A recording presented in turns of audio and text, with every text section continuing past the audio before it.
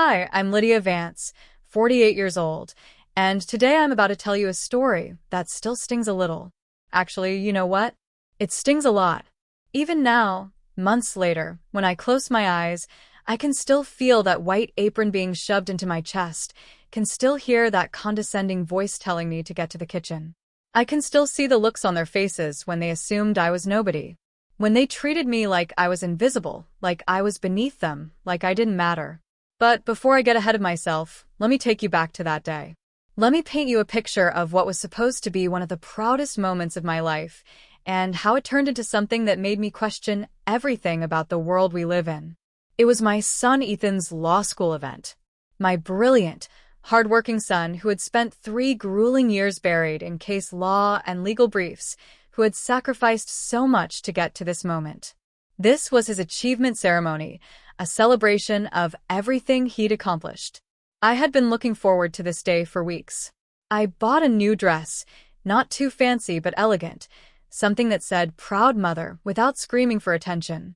I did my hair, put on my best jewelry, and drove 2 hours to get there early because I wanted to see everything, to soak in every moment of my son's success. I thought it would be a day of pride, of celebration, of watching my son shine among his peers and professors. I imagined walking through those halls, maybe meeting some of his classmates, shaking hands with the dean, telling everyone who would listen about how proud I was. But it quickly turned into one of the most humiliating moments of my life. One of those moments that cuts so deep, you can feel it in your bones, in your soul, in every part of who you are. You see, the moment I walked through those doors, the staff didn't even give me a second glance. Not a real one, anyway. They looked at me, sure, but they didn't see me. They saw what they expected to see. A middle-aged black woman walking into an upscale venue. And in their minds, that could only mean one thing. I wasn't a guest. I wasn't someone's mother. I wasn't someone who belonged there as an equal. No, in their eyes, I was staff. I was help. I was there to serve, not to be served.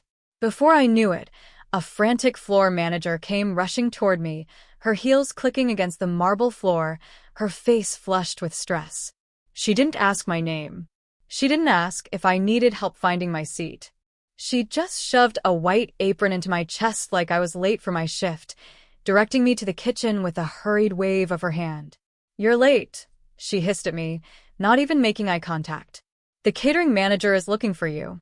Get to the kitchen now, we're already behind schedule."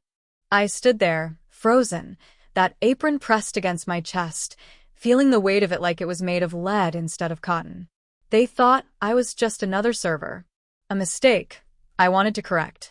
The words were right there, sitting on my tongue, ready to come out. "Excuse me, but I'm not staff. I'm here for my son. I'm a guest." Simple words. Easy words. Words that would have cleared everything up in a second. But there was something inside me that stopped me. Something that made me pause and really look at what was happening. This wasn't just one person making a mistake. This was an entire system, an entire way of thinking that had been operating for so long that nobody even questioned it anymore.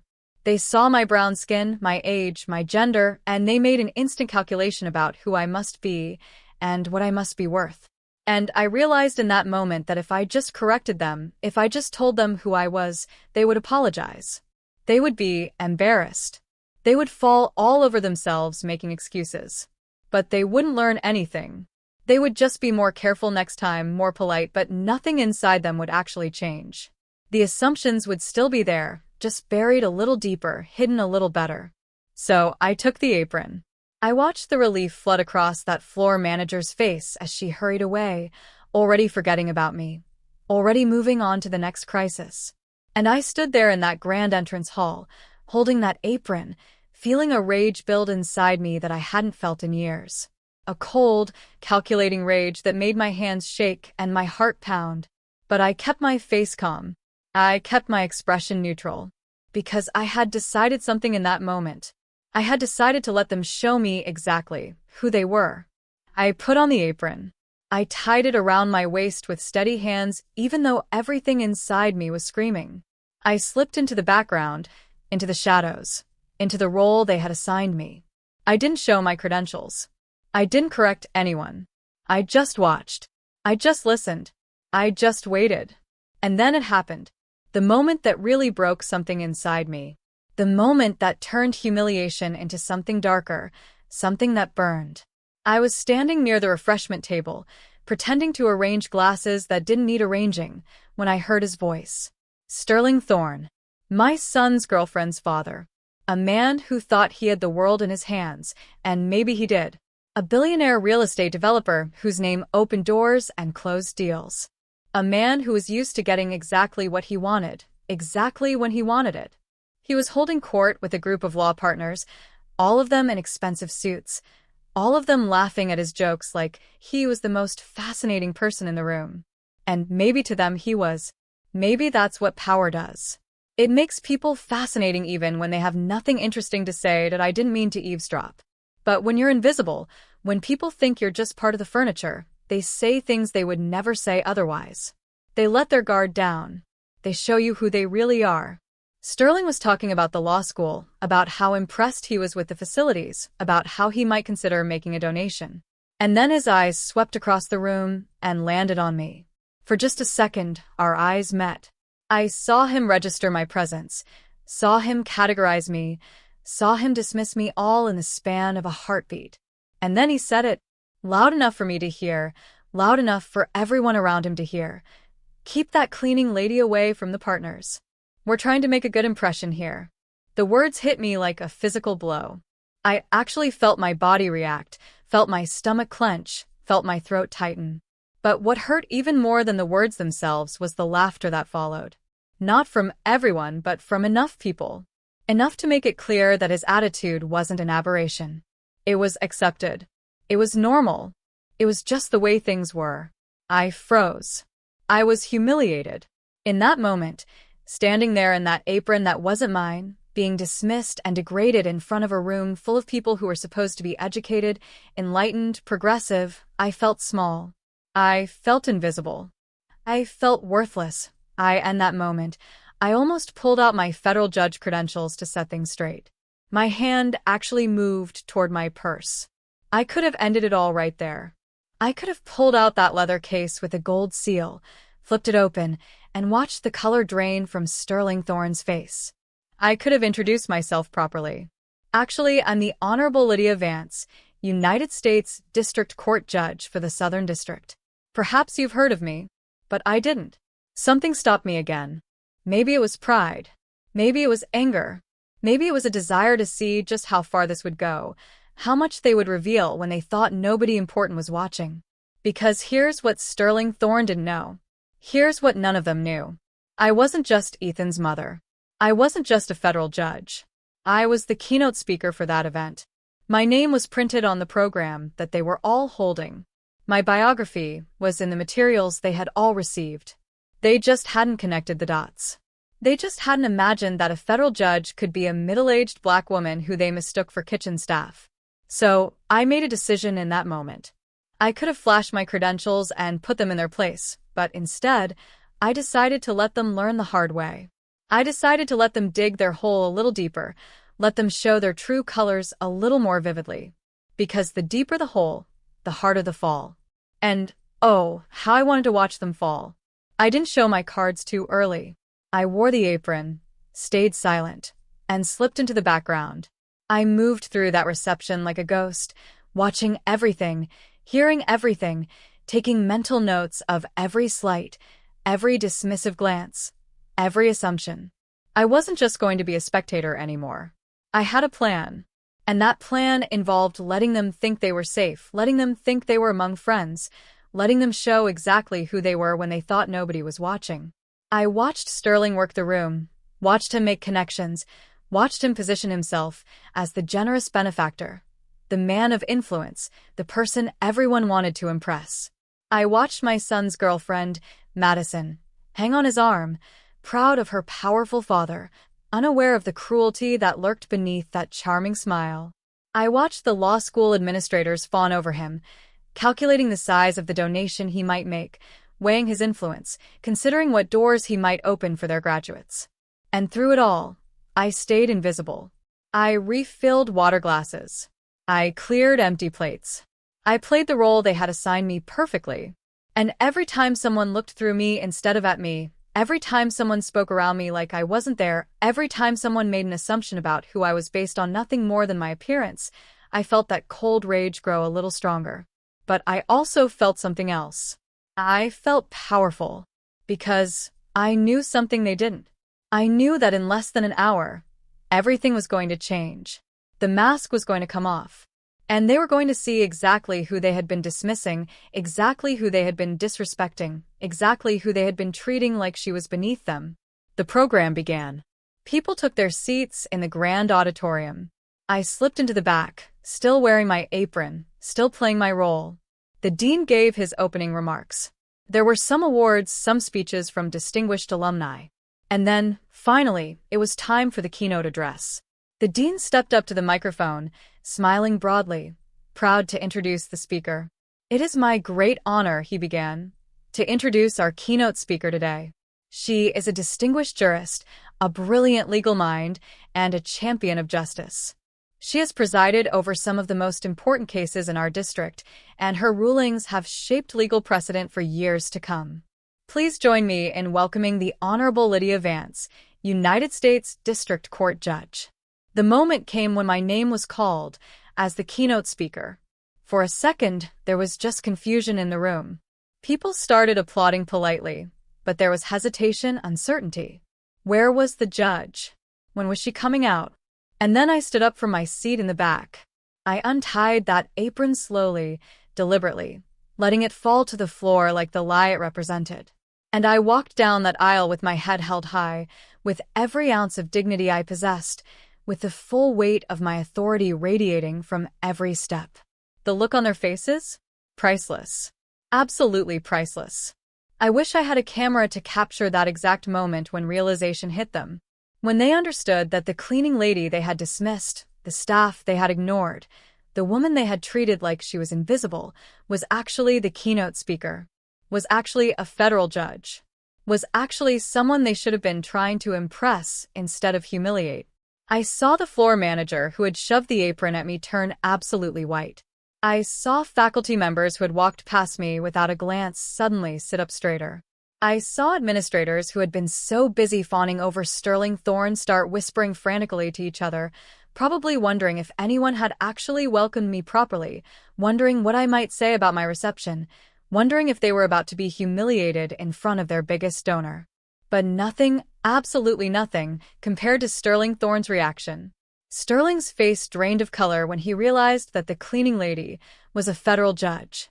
The man who always had perfect control, who always knew exactly what to say, who always had the upper hand, looked like he had been punched in the stomach. His mouth opened and closed like a fish out of water. His eyes went wide with panic. And in that moment, I saw him start to calculate, start to realize the implications. Someone who would soon have a say in his multi-billion-dollar deal. You see, what Sterling didn't know, what he couldn't have known because he had been too arrogant to actually read the program, too confident in his own importance to bother learning about the other people at the event, was that I wasn't just any federal judge. I was the judge who would be hearing arguments next month on a major zoning case. A case that involved one of Sterling Thorne's biggest development projects. A case worth hundreds of millions of dollars. A case that could make or break his company's expansion into the region. He had no idea who he was really messing with. He had treated me like dirt, dismissed me, insulted me, made jokes about keeping me away from the partners. And now he was staring up at me from his seat in the third row, watching me take the stage, realizing that his entire future might be in the hands of the woman he had just humiliated. I took my time walking to that podium. I let them all sweat. I let them all think about what they had done, what they had said, what they had assumed. And then I began my speech. I didn't have to do much more than speak the truth. I talked about justice. I talked about dignity. I talked about how the law is supposed to be blind, how it's supposed to treat everyone equally regardless of their position or their power or their wealth. I talked about how assumptions can be dangerous, how prejudice can hide in the smallest actions, how discrimination doesn't always come with a pointed hood and a burning cross. Sometimes it comes wearing a smile and an expensive suit. Sometimes it comes from people who consider themselves educated and enlightened. Sometimes it comes in the form of a shoved apron and a dismissive comment about keeping the cleaning lady away. I never mentioned names. I didn't have to. Everyone in that room knew exactly what I was talking about. Everyone in that room had seen how I was treated. And everyone in that room was now reassessing their own behavior, their own assumptions, their own prejudices. I watched Sterling shrink in his seat. I watched his confident smile disappear. I watched him realize that his entire game of manipulation and arrogance crumbled in front of everyone. The power he had wielded so carelessly, the influence he had assumed would protect him from consequences, the privilege he had taken for granted, all of it was exposed as the house of cards it really was. And the best part? My son Ethan, who had seen me as just mom until that moment, who had been proud of me in an abstract way but had never really understood what I did, what I dealt with, what I represented, saw me for who I truly am. Someone who doesn't bow to power, but demands respect. Someone who doesn't need to announce her credentials to be worthy of dignity. Someone who can stand in front of a room full of powerful people and remind them that justice isn't about money or connections or influence. It's about truth. It's about fairness. It's about recognizing the humanity in every person, regardless of how they're dressed or what job they appear to be doing. After the speech, after the standing ovation that seemed to go on forever, after the reception where suddenly everyone wanted to talk to me, to apologize, to explain that they didn't mean anything by it, I saw Ethan standing off to the side. His girlfriend Madison was with him, her face red with embarrassment, probably imagining what I thought of her father now. Probably worried that this would affect their relationship. Ethan came up to me and just hugged me. Didn't say anything at first, just held me tight. And then he whispered in my ear, "Mom, I had no idea. I'm so sorry. You shouldn't have had to go through that." And I told him what I'm telling you now. Sometimes the world needs to see who we really are. Sometimes people need to learn the hard way that appearances can be deceiving. Sometimes the only way to expose prejudice is to let it fully reveal itself before you shine a light on it. Sterling Thorne tried to approach me later. Tried to apologize, tried to explain, tried to do damage control. But I just looked at him, really looked at him, and said, "Mr. Thorne, I'll see you in my courtroom next month. I trust you'll have prepared better for that appearance than you did for today." The look of panic that crossed his face told me everything I needed to know. He understood. He finally understood that actions have consequences. That the people you dismiss today might be the people who hold your future in their hands tomorrow. Now, I want to be clear about something. I don't take pleasure in humiliation. I don't enjoy watching people suffer. That's not who I am. That's not what justice is about. But sometimes, people need to feel what they make others feel. They need to understand what it's like to be dismissed, to be belittled, to be treated as less than human. Because until they feel it themselves, until it's personal, until it affects them directly, they'll never truly understand why it's wrong. That day changed something in me. It reminded me why I became a judge in the first place. It reminded me that the law, at its best, is a great equalizer. It reminded me that no matter how much money someone has, no matter how much influence they wield, no matter how many people laugh at their jokes and fawn over their every word, in my courtroom, they're just another person seeking justice. And justice doesn't care about your bank account or your connections or your family name. If you enjoyed this story and want to hear more about how power and humility collide, make sure to like this video, subscribe to my channel, and comment below letting me know where you're watching from. I read every single one of your comments and would love to hear your thoughts. Have you ever been in a situation where someone assumed something about you based on your appearance? Have you ever been dismissed or disrespected because of who people thought you were? Share your stories with me. Let's start a conversation about how we can all do better, how we can all see people for who they really are instead of who we assume them to be. Thank you for listening. Thank you for letting me share this story that still, even now, makes my hands shake a little when I think about it. But also thank you for understanding why it was important for me to tell it. Because somewhere out there, someone else is wearing an apron they didn't ask for. Someone else is being dismissed. Someone else is being treated like they're invisible. And maybe, just maybe, My story will remind them that they matter, that they have worth, that their moment will come. And when it does, they should stand tall and let the world see exactly who they are.